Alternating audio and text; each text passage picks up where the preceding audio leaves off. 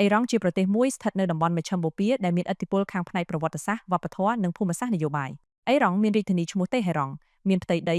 1.64 វិសោ9,965 គីឡូម៉ែត្រការ៉េនិងមានប្រជាជនប្រហែល89លាននាក់ហើយប្រើប្រាស់ភាសាភឺសៀនជាភាសាផ្លូវការរូបិយប័ណ្ណរបស់អេរ៉ង់គឺរៀលអេរ៉ង់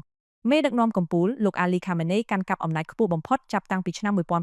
1989ដែលគ្រប់គ្រងកងទ័ពនយោបាយសន្តិសុខតុលាការទូរទស្សន៍ជាតិនិងទិសដៅយុទ្ធសាស្ត្ររបស់រដ្ឋប្រធានាធិបតីបច្ចុប្បន្នគឺលោកម៉ាស៊ូត ផេសេស្ទៀនដែលចូលកាន់តំណែងនៅឆ្នាំ2024គ្រប់គ្រងរដ្ឋាភិបាលសេដ្ឋកិច្ចនិងគោលនយោបាយប្រចាំថ្ងៃក្រោមការត្រួតត្រារបស់មេដឹកនាំកំពូលអេរ៉ង់ជាអរិយធម៌បុរាណមួយដែលមានទីតាំងប្រវត្តិសាស្ត្រសំខាន់ៗជាច្រើននិងមានទុនបំរុងប្រេងធំជាងគេលំដាប់ទី3និងឧស្ម័នធម្មជាតិធំជាងគេលំដាប់ទី2នៅក្នុងពិភពលោកសេដ្ឋកិច្ចរបស់អេរ៉ង់រងផលប៉ះពាល់ដោយសារទណ្ឌកម្មអន្តរជាតិប៉ុន្តែប្រទេសនេះមានទីផ្សារក្នុងស្រុកធំ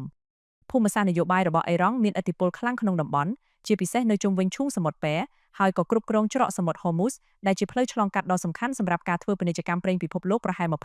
20% ទំនាក់ទំនងរបស់អេរ៉ង់ជាមួយសហរដ្ឋអាមេរិកនិងអ៊ីស្រាអែលមានភាពតានតឹងតែមានទំនាក់ទំនងល្អជាមួយចិននិងរុស្ស៊ីវប្បធម៌អេរ៉ង់ល្បីល្បាញខាងកំណាព្យស្ថាបត្យកម្មសិល្បៈនិងម្ហូបអាហារខាងក្រោមនេះជាប្រវត្តិសង្ខេបរបស់ប្រទេសអេរ៉ង់អរិយធម៌និងប្រទេសអេរ៉ង់ប្រវត្តិសាស្ត្ររបស់អេរ៉ង់បានចាប់ផ្ដើមរាប់ពាន់ឆ្នាំមកហើយជាអរិយធម៌បន្តចំណាស់ជាងគេបំផុតមួយរបស់ពិភពលោកសង្គមដំបូងៗរួមមានជនជាតិអេឡាម៉ៃតនៅភាគនិរតីនៃប្រទេសអេរ៉ង់ប្រហែល 3,000 មុនគ្រិស្តសករាជដែលជាវប្បធម៌ចាស់ដំបូងបំផុតមួយក្នុងតំបន់ក្រោយមកពួកមេដេតបានរួបរวมកុលសម្ព័ន្ធអេរ៉ង់និងបានបង្កើតមូលដ្ឋានគ្រឹះសម្រាប់ចក្រភពមួយគឺចក្រភពប៉ែចក្រភពប៉ែ The Persian Empires ចក្រភព Achaemenid គ្រិស្តសករាជ330ដល់550មុនគ្រិស្តសករាជបង្កើតឡើងដោយ Cyrus the Great ដែលនេះគឺជាចក្រភពប៉ែដ៏អស្ចារ្យដំបូងគេដែលលាតសន្ធឹងពីតំបន់បាល់កង់ Balkans រហូតដល់ជ្រលង Indus ដែលត្រូវបានគេស្គាល់ថាជារដ្ឋបាលការគោរពចំពោះវប្បធម៌ក្នុងស្រុកនិងស្ថាបត្យកម្មវិមានដូចជា Persepolis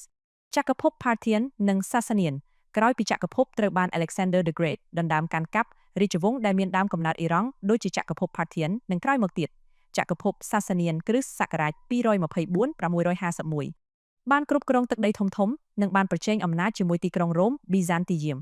ជនជាតិ Sasanians បានធ្វើឲ្យស្ថាប័នរដ្ឋប៉ែនិងសាសនា Zoroastrian មានភាពរស់រវើកឡើងវិញមុនពេលក្រុមមូស្លីមអារ៉ាប់ដណ្ដើមកាន់កាប់តំបន់នេះការដណ្ដើមកាន់កាប់របស់សាសនាអ៊ីស្លាមនិងសម័យកាលកណ្ដាល Islamic Conquest and Medieval Period នៅសតវត្សទី7កងទ័ពអារ៉ាប់មូស្លីមបានយកឈ្នះលើចក្រភពសាសានីដោយនាំសាសនាអ៊ីស្លាមទៅកាន់ប្រទេសអេរ៉ង់ក្រោយមកវប្បធម៌និងគតិបណ្ឌិតប៉ែបានលាយបញ្ចូលគ្នាជាមួយអរិយធម៌អ៊ីស្លាមដែលបង្កើតបានជាការរីកចម្រើនធំៗផ្នែកវិទ្យាសាស្ត្រកំណាព្យទស្សនវិជ្ជានិងសិល្បៈក្នុងរយៈពេលជាច្រើនសតវត្សអេរ៉ង់ត្រូវបានគ្រប់គ្រងដោយរាជវង្សផ្សេងៗរួមទាំងអ្នកគ្រប់គ្រងប្រើប្រាស់ភាសាទូគីនិងម៉ុងហ្គោលប៉ុន្តែវប្បធម៌ពិសេសរបស់ប្រទេសនេះនៅតែបន្តដដែល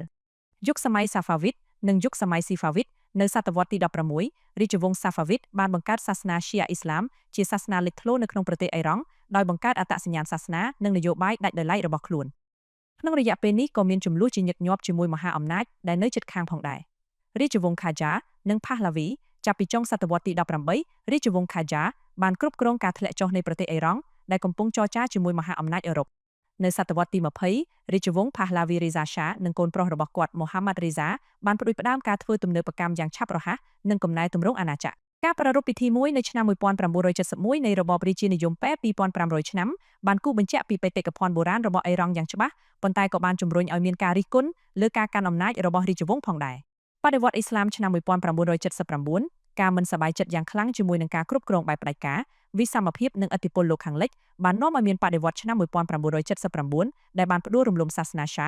និងបានបង្កើតសាធារណរដ្ឋអ៊ីស្លាមក្រោមការដឹកនាំរបស់អាយ៉ាថូឡា Ruhollah Khomeini រដ្ឋថ្មីនេះបានរួមបញ្ចូលគ្នានូវសិទ្ធិអំណាចសាសនាជាមួយនឹងអំណាចនយោបាយដោយផ្លាស់ប្ដូរសង្គមអេរ៉ង់និងគោលនយោបាយការបរទេសផងដែរចុងសតវត្សទី20ដល់បច្ចុប្បន្នអេរ៉ង់បានធ្វើសង្គ្រាមឃោរឃៅជាមួយអ៊ីរ៉ាក់ពីឆ្នាំ1980-1988ភ្លាមៗបន្ទាប់ពីបដិវត្តន៍ដោយពង្រឹងឯកភាពជាតិនិងទួនាទីរបស់សាធារណរដ្ឋចាប់តាំងពីពេលនោះមកនយោបាយរបស់អេរ៉ង់ត្រូវបានបង្កើតឡើងដោយវដ្តនៃកំណែទម្រង់និងការគៀបសង្កត់ការដាក់ទណ្ឌកម្មសេដ្ឋកិច្ចនិងភាពតានតឹងដែលកំពុងបន្តជាមួយប្រទេសលោកខាងលិចជុំវិញកម្មវិធីនុយក្លេអ៊ែររបស់ខ្លួន